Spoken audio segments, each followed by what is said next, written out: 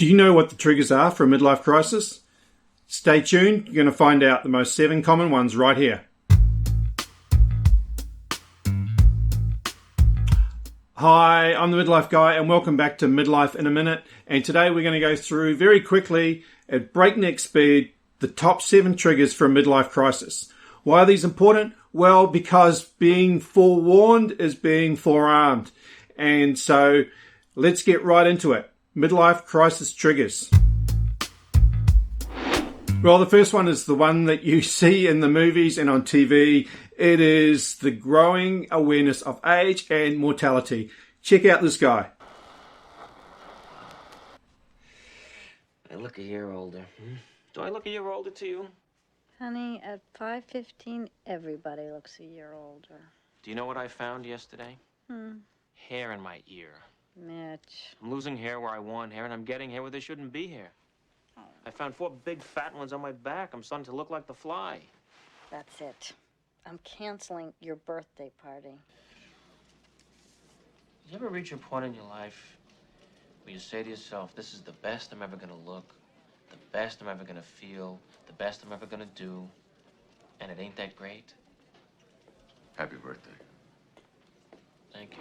So a birthday can happen or something can happen and all of a sudden you're aware of your age, that this is the best you're going to look, not going to get any better, and you get depressed. And as we see with Mitch there, played by Billy Crystal in City Slickers, that was a trigger for a midlife crisis. This is a legitimate trigger. It's a problem for men and it's a problem for women as well. And it happens because our identity, at least in part, is tied up with our physicality, the way that we look, our muscles, how attractive we are, all that sort of stuff. And so we have to decouple our identity from our physical appearance. Trigger 2. Trigger 2 is not an easy one to talk about, but this is the health scare. This is where you haven't been to the doctor for 10 years or you discover a lump and you go and check it, get it checked out, and you get some bad news. This can be a real tough one because not only do you have to then work out what's the treatment, what are you going to do with what you've been diagnosed, but also it brings up a whole lot of other things. It throws up into the air all the things that you've assumed for a long time have been static. Your marriage, your job, what you're doing with your life day in and day out. All these things become part of the equation and need to be coupled in with finding treatment. This is a tough one to work through, no doubt. The health scare, the trigger number 2 for a midlife crisis. Trigger number 3 is your career, and this can be manifested in a number of different ways. It can be that you're in a job that you've been in for a long time and you don't actually like it. You hate it, but you're good at it. People, well, of course you're good at it. You've been doing it for a long time and people keep giving you more work. I've been coaching a guy who's been in this situation for 30 years, great at a job, and he keeps getting more and more work. But he looks ahead another 10, 15, 20 years and it's depressing that he's going to be doing the same job. It's no wonder it's driving him into a midlife crisis. Or this could be simply you're in a job where your talents aren't used. You're not getting recognized. There's nothing wrong with needing to get recognized. High achievers, people who are good at their jobs, need to get recognized. Whether it's money or whether it's just simply a well done, recognition is important. And if you're not getting recognized, you're not going to enjoy your job. Maybe you're just being told that you've got to do this, do that, do this, and you're not being creative. You don't have an opportunity to be creative and to really solve problems.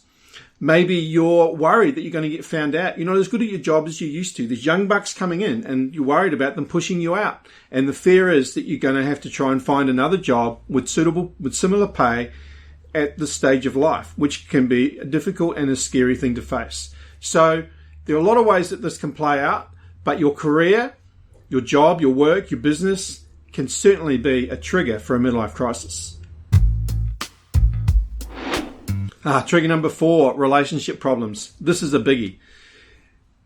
The one that I deal with a lot is the man whose marriage is broken down, or it's just he's got serious problems in his marriage. And this can be particularly devastating for men because the relationship that they've had with a woman has also been the glue that's held a number of other relationships together. The friends that they've had, oftentimes they've been her friends predominantly. And he's gone along and he's made friends, but they're not deep friendships. And so when a marriage breaks down, not only is the man and the woman separated from that relationship, often the kids are broken up as well. And often the man, certainly in our country, the man is not getting as much access to the kids as what the mother is. But it's also the relationships outside with friends and sometimes with extended family. They get broken down too. And in midlife, we need to have others around us. We can't be going through the challenges of midlife and the transformation and change that needs to go on doing that alone. But when relationships break down, the danger is that we do get very lonely and very isolated. And it's a major cause, I believe, in what we're seeing in the suicide statistics, because you lose your relationships, there can be the sense, the feeling that there's nothing else to live for. So relationships are very, very common and significant trigger of a midlife crisis. Trigger number 5 is empty nest.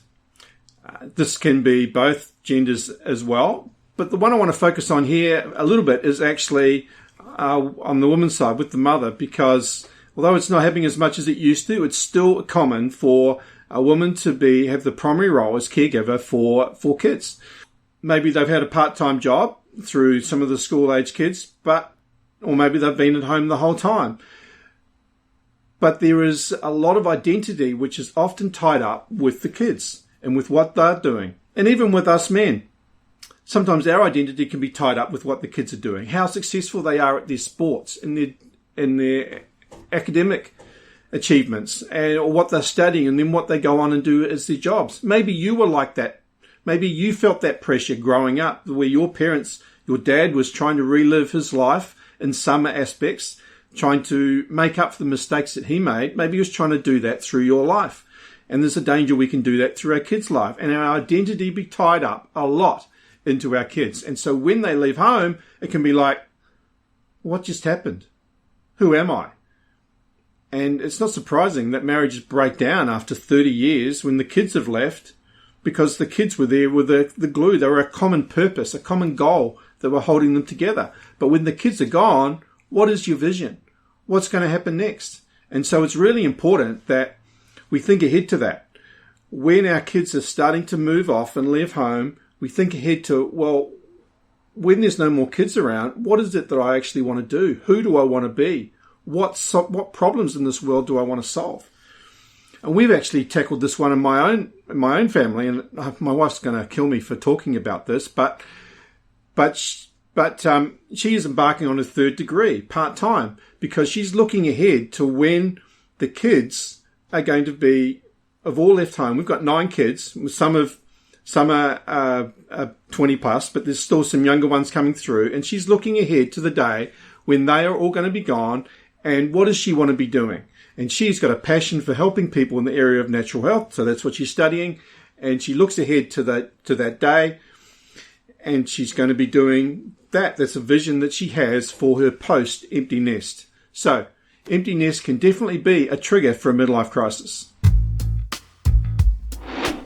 Trigger number 6 is regrets over past decisions. This can be another challenging one, because we look at where we are and we look back at the decisions that we've made or that others have made, and we think, man, why did I make that decision? Look at where it's got me. How did this happen? I thought it was going to be different.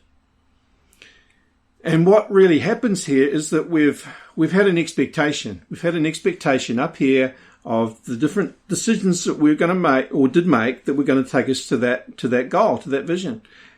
But in reality, we're down here. There's a gap between what we expected and what has actually happened. This could be with regard to your business. It could be regard to with your marriage. It could be with regard to your sport. But when that gap between what actually happened And where our expectation was, when that is really large and there's a lot of value in that for us, then that can be a really big problem for us in our thoughts and our emotions and our behaviors and spiral us into a midlife crisis. I'm going to talk about this a lot more in a future video where I'm going to go through how do you jump into a new future? What do you deal with it? How do you move? How do you make that happen? So I'm going to deal with that in a later time. It suffices for now to say that the size of the disappointment that you'll face is a function of the value of the expectation that you had and the size of the gap between what actually happened and the expectation that you had. And so dealing with disappointment is something we're definitely going to cover really soon. Okay, trigger number 7, last one for this video is finances. Now, this is a big one because there is so much importance we place on money and what it brings, the power, the freedom that we think it's going to bring at least, and what it does to us internally as well. When our bank account is full, not that it can ever be full, I suppose, but when we're happy with what's in there, then it has an effect on us emotionally and with our thoughts and with our behaviours. It can flow through to so many other areas of life. The reality is we need money in this life to live. But where we push that too far is when our identity is tied up so much in what we do and what we make and the expectation of what that is going to give us. You know, we expect, and I guess the world tells us, look, make a lot of money, get a house, pay it off, get enough for retirement. That is what you should be aiming for in life.